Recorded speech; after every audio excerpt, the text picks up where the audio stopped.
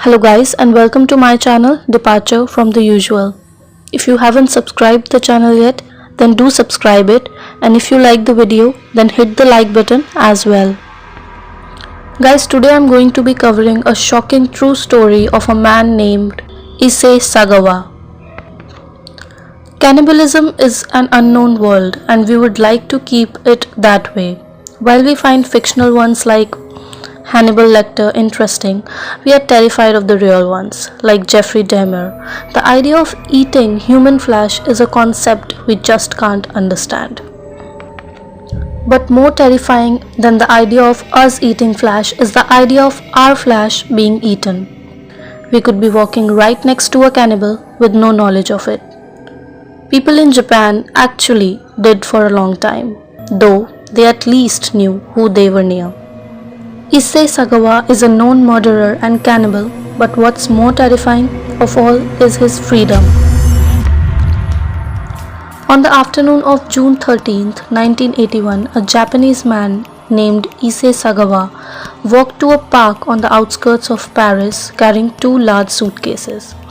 The contents of those suitcases, to the horror of those in the park, were dismembered body of a fellow student, a Dutch woman named Rennie Hartwell, whom Sagawa had shot 3 days prior and had spent the days since eating various parts of her body. He was soon arrested. According to reports, Issei uttered, "I killed her to eat her flesh," when they raided his home, whereupon they found bits of Rennie still in his fridge. Sagawa was declared insane and unfit for trial and was institutionalized in Paris. His incarceration was to be short. However, as the French public soon grew weary of their hard-earned francs going to support this evil woman-eater, and Issei was promptly deported. Herein followed a bizarre and seemingly too convenient set of legal loopholes and psychiatric reports that led doctors in Japan declaring him sane but evil. Instead of fading off into obscurity and keeping a low public profile, Sagawa soaked up all the attention he received from the media at the time. His sadistic crime made the public eager to learn more about his psyche, and he went on to become an infamous figure in Japanese society. All the while, Hartwell and her family never received justice for her untimely death.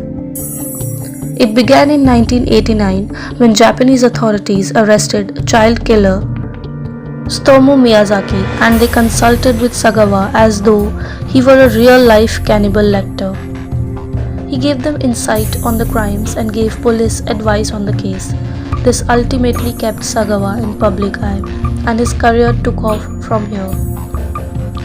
In the years that followed, Sagawa was employed as a public speaker, wrote 20 detailed books about his crimes and fantasies, freelanced as a food critic, and was even featured in films. In one of the films titled Unfaithful Wife, Shameful Torture, he plays a character very much like himself, a sadistic monster. The film's director was obviously trying to sensationalize Sagawa's crimes and somewhat make a mockery of what he had done.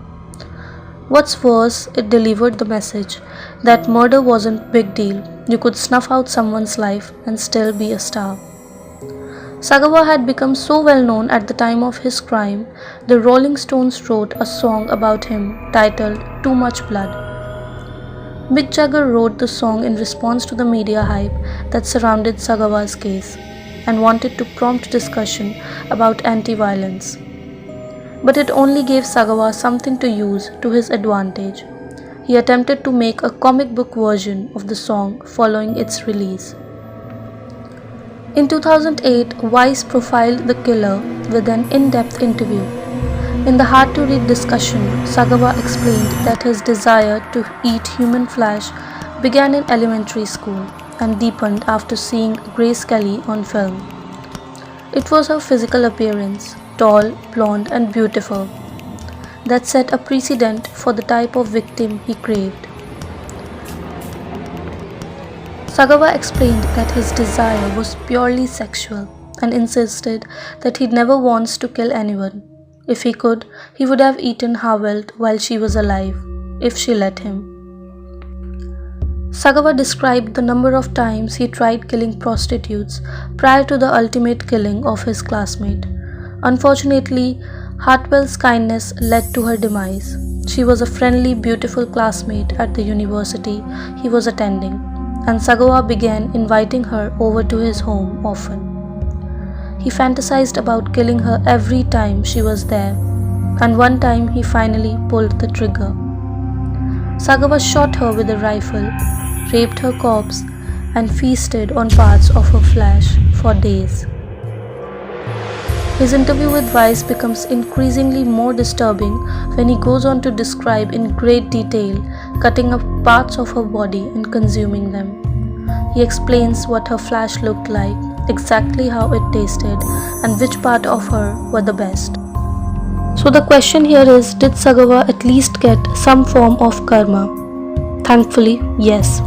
While he was a public speaker and author for a while in the 90s, by the early 2000s, people wanted nothing to do with him. He couldn't get a job, nobody would publish his books, and he was even unable to attend his parents' funerals. In 2011 Vice interview, Sagawa said trying to make a living as a known cannibal and murderer was a terrible punishment. While of course we would never wish harm on anyone, we are glad to hear that Sagawa is now permanently disabled and unable to cause any more harm thanks to a stroke he had in 2013. So what are your thoughts on this insane, brutal, shameless cannibal murderer? Words are less for him. Comment below and share with your friends. I'll meet you next time with the new, interesting and real brutal stories of crimes from around the world. Until then, signing off.